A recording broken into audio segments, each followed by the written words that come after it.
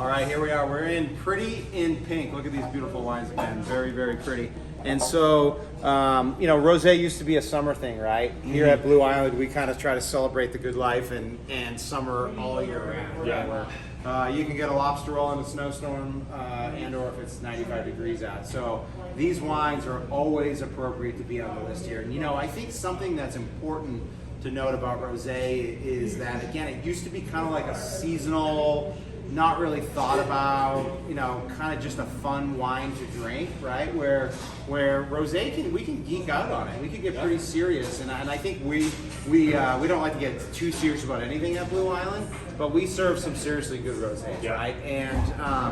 And our menu all year long showcases great rosés. Now, again, like we spoke about in earlier videos, is that you know, in France, specifically in Provence, right, the southern part of France, right, which I think a lot of great wines come from, but the world's greatest, I'm going to throw it out there, the world's greatest rosés come from Provence. And I think that our guest knows that now. Yeah. I think they're looking for that Provence style rosé, although we know now that in America or in the New World, we're making rosé out of everything, whether it's Merlot, Cabernet, we're seeing a lot of Pinot Noirs. But we at Blue Island have always found the most success in rosés that come from France. And we have two in particular on top of the Brut rosé we tasted earlier today, the Champagne. And obviously you can tell that they're very different stylistically right off the bat. Yeah, you can see that difference in color. And so, Training 101, Rosé 101, why is this quote-unquote white wine pink, right? Well, because it's not, right? Yeah, I was going to say that's kind of the first thing if you're not familiar with rosés at all to understand. These are red wines. These are, you know, like Sean was saying, red grapes. Red grape. Well, yes. Sorry, you know, these are your Cabernets, Pinot Noirs, Merlots. What you're doing is any grape, whether it's red or white, the juice is going to be clear. You get the color by allowing that juice to get saturated with the skins. You leave them in contact with the skins. They start pulling out the color of the grape skins. So if you want to make a rosé wine, what you're doing is you're basically stopping the process halfway towards making your red wines. Instead of leaving your Merlot juice in contact with the grape skins for a full day, you may only leave it in there for a half a day. You know, however long it kind of takes to get that color. Some of these wines, you look at this could have been 15 or 20 minutes. Yeah, exactly. You know, sometimes these are just getting a quick pop of color. Obviously here a lot, you know, depending upon the thickness of those skins, the grape variety. Although these wines, you know, from France, you know, especially southern France, they focus a lot on Syrah, Mourvedre, Grenache. So these may have some of the similar wines on it. So now we are talking, you know, that the skin contact was just longer. And then what's also in that skin is a lot of the tannins, right? And that's the body of the wine, right? And so that I think it's obvious to say, even from a training perspective, of this wine's going to be a bit lighter than this wine, just because of the density of skin contact and maybe how much skins were put in, and so on and so forth, right? And then what did the winemaker do with that wine after? Did some of it see barrel? Did it all see stainless steel? So on and so forth. So run us through a guess. You got these two great rosés, different in style. One, you got Côte d'Aron, right, which is the Taval region, and then we have something that's more in the southern France area of Provence that we typically. This happens to be a Languedoc during this season, which we love as well for super food friendly wine. You know, why is the guest going to choose one over the other?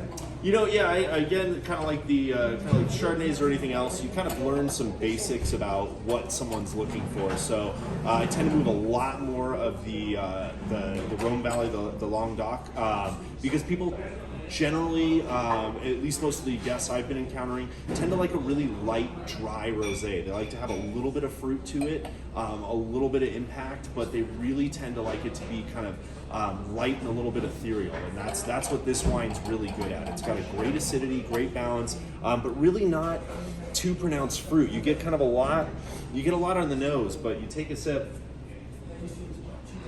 and it tends to just be very. I really love this wine a lot. It's just got a great acidity to it. It's got fruit, but it's so soft, it's so subtle. It doesn't overwhelm the palate. This one's really, really easy drinking and a great wine to pair with a lot of different foods because again, this is just going to be a guest appearance. This guy isn't going to be the star of the show. This guy's just going to help with whatever it is that you're eating, you're drinking, you're enjoying. This is your companion. He's not trying to be anything other than the side. And, you know, kind of one of the wine pairing 101 is like nothing pairs with salad, right? Because of the acidity typically in the dressing. But like to me, it's lunch. I'm having a salmon salad. I want to drink this wine like all day with that. You know, it's low in alcohol. You can drink a glass or two at lunch, move on with your day. Just a beautiful, elegant. There's such an elegance of rosé, right? You know, and with that elegance is sophistication, whereas it's not just rosé. It's not like we're at the beach and we're slamming down bottles of wine. Like this is like serious food-friendly wine if you want to go that level. Otherwise, it's also okay to sit on our patio and slam Absolutely. rosé, Yeah. right? This guy's an easy patio counter for sure. Now, moving into the Devel that we're pouring right now, this one, as Sean was saying, and you can kind of tell just by the color, this one sees a lot more contact with those grape skins. This one's going to have a little more impact. This one's still going to be dry, but this is for somebody that does want a little bit more of that pronounced fruit characteristics. They want a little bit more body. They want a little bit more grip. Super ripe strawberry. Yeah, like, absolutely. Whereas I think in this first one you're getting almost like unripe fruit acidity, where this one is like really ripe fruit. And you know, being from being a Grenache-based wine, you know, as a chef perspective, and I always lean towards Rhone-style wines, GSMs, Grenache, Syrah, Mourvedres, when I'm talking red wine and food, because I think it pairs really well. More so, like if you're drinking a Cabernet, yeah, you're thinking like steak, you're not thinking fish, you know, whereas like a GSM has a sophistication, and that translates into the rosé version of that wine too, where there's enough depth of this wine to start talking about serious wine pairings, where rosé doesn't have to be just a cocktail wine, where we can step up and we're having rosé with dinner. Yeah, absolutely. This one can go. And, you know, especially as we move into, you know, again, one of our very special wines, limited production. We talk about Provence-style wines. Bandol being a sub-region of Provence.